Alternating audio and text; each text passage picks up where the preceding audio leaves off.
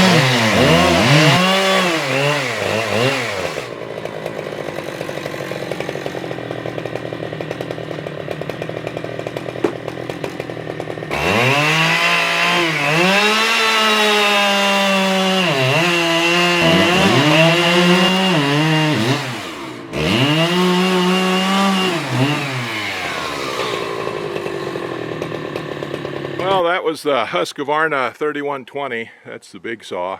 I haven't had it out for 3 or 4 years, I don't think.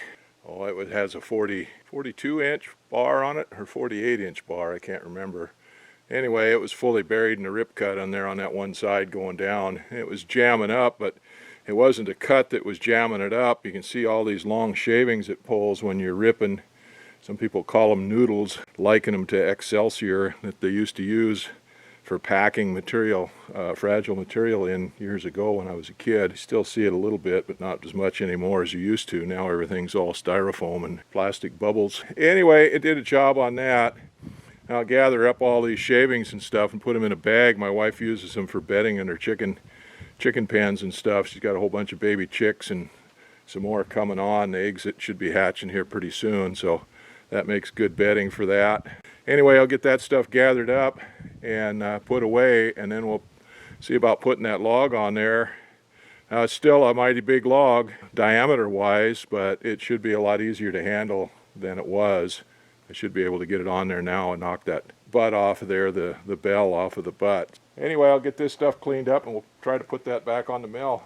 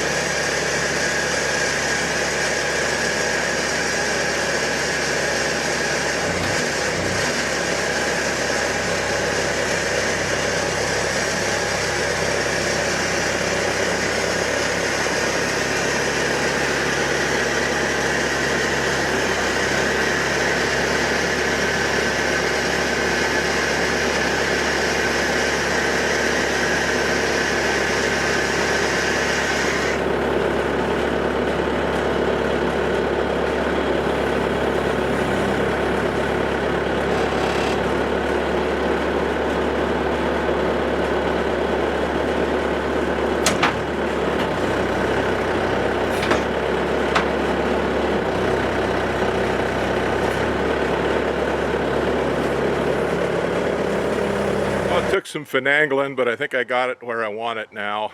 Trying to figure out how to get that so I could get that saw through there to get the guide rollers through and stuff. I've just got barely enough room on the other side to get the guide rollers past that other side there, and then they'll clear everything else on here. That first cut's going to be a pretty deep cut. Anyway, I've got it on there and locked up, and I've got it sitting on that face that I cut with the big saw there, that one side where I cut it off.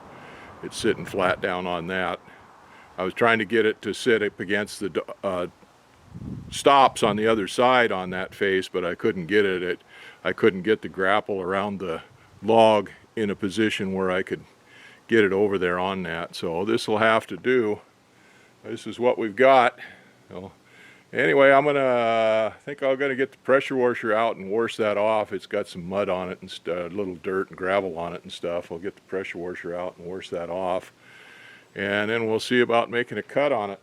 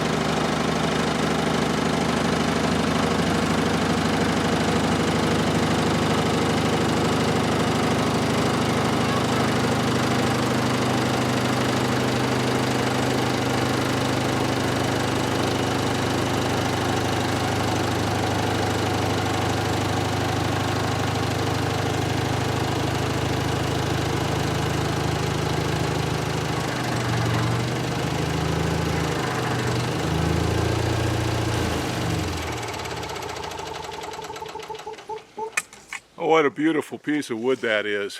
Even if it is only 6 feet long, that would make a heck of a slab, tabletop or something like that.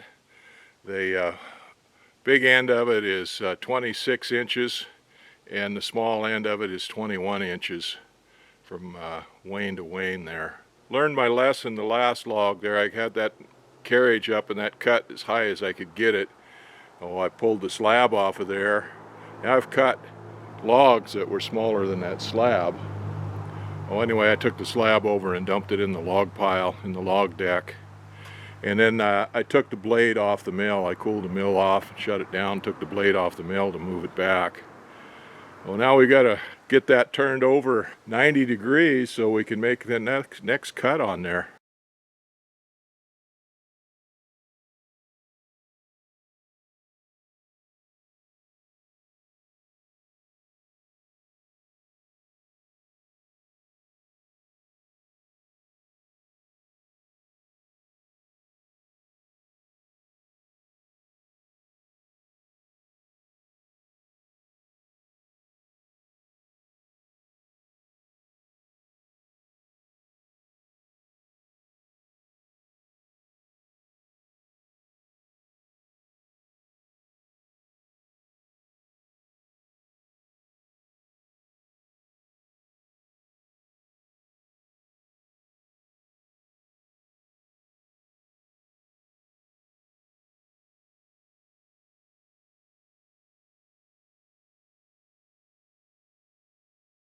Logs that are real small are a pain in the butt, and logs that are real big are a pain in the butt.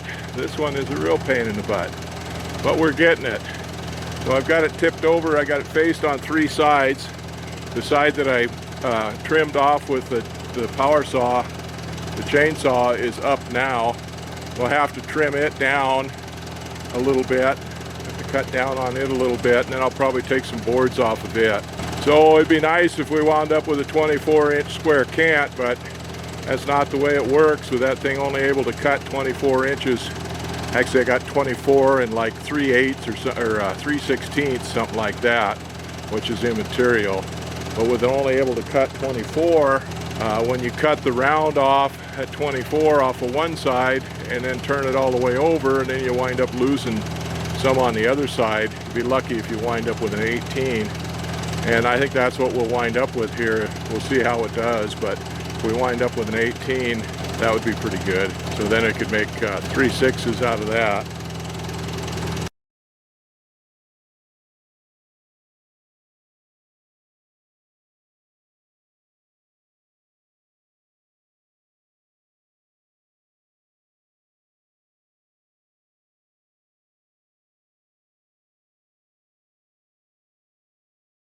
Well, I thought I had it all figured out. Could make my cuts and everything without screwing anything up. I made first cuts there at 23 1/4, and then the next one at 22 1/4. And I got to looking at that, and I decided instead of keeping going down into 1-inch boards, I got lots of 1-inch board. I figured I'd go ahead and make that into a 4x cant, and then I dropped it down for a 6x because that thing is just too wide to sit on that table, on that bed, with 18 inches wide. We see now it's tippy on there. We got it clamped up and everything, but 12 inches is a lot better. So I went down another 6 inches and I checked, and I had to adjust my guide roller, make sure it cleared. Well, that worked out fine, except the clamp up there to adjust the guide roller in and out. When it dropped down 10 inches, it wouldn't clear, so I got jammed up there, but no damage that time anyway. Well, anyway, I got a 4-inch flitch on there and a 4-inch cant on there and a 6-inch cant on there, and then that next one down is a 12-inch cant. So we'll do like I did before. I'll pull those two 6-inch and the 4-inch cant off, and then we'll roll that 12-inch cant up and whittle it down.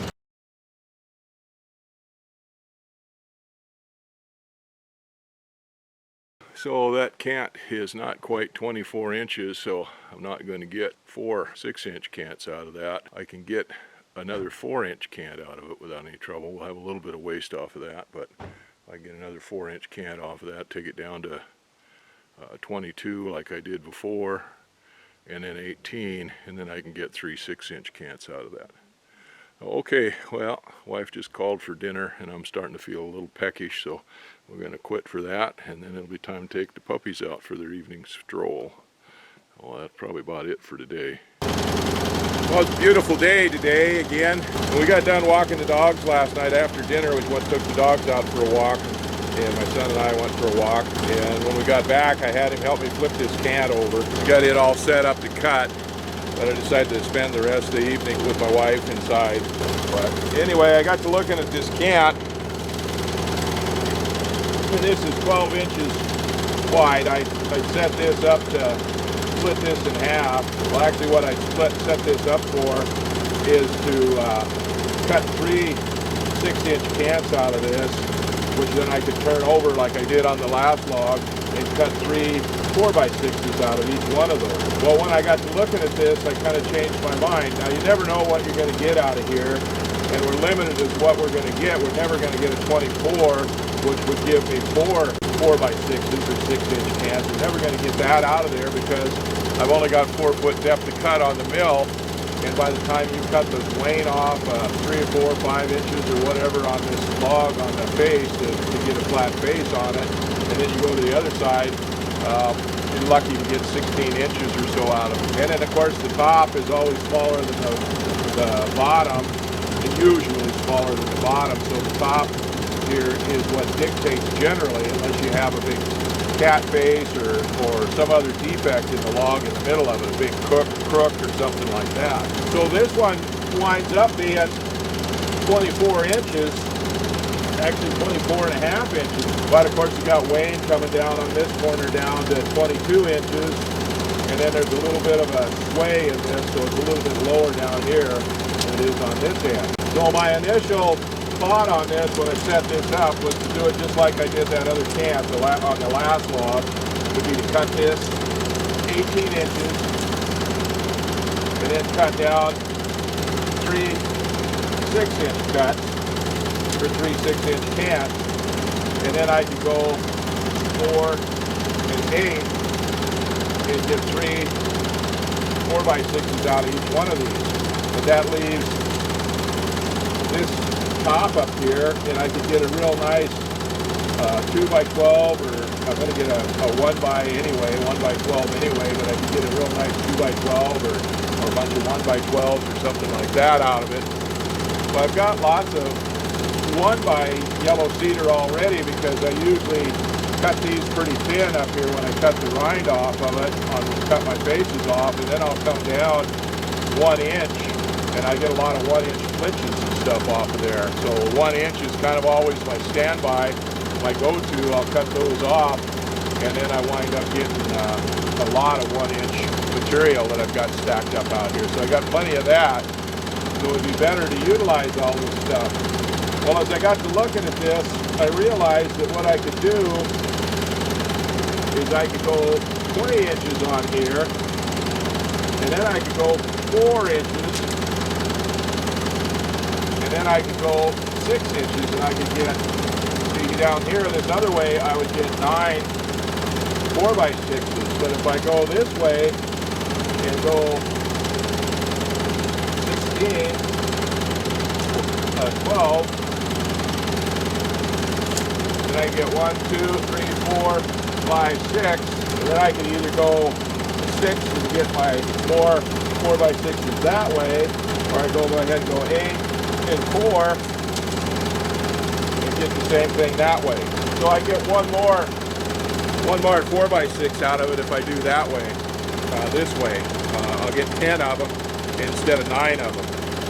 So it pays to look at these once you get them cut and be a little bit flexible.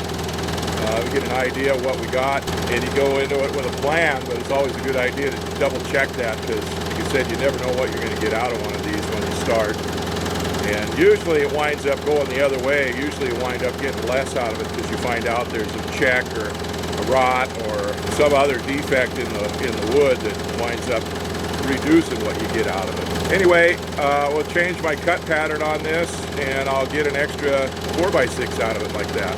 Now, by changing that cut pattern like that, You'd think you'd get 2 extra 4x6s out of that, but only going to get 1 extra. I would have got 9 out of it if I'd have stayed with the cut that I had planned with the 3 6x cants. But by doing this, changing over to the 4-inch cants instead, I'll wind up getting 10 instead of 9. Anyway, it winds up being a lot of extra work for just 1 extra board, but worth it, I think.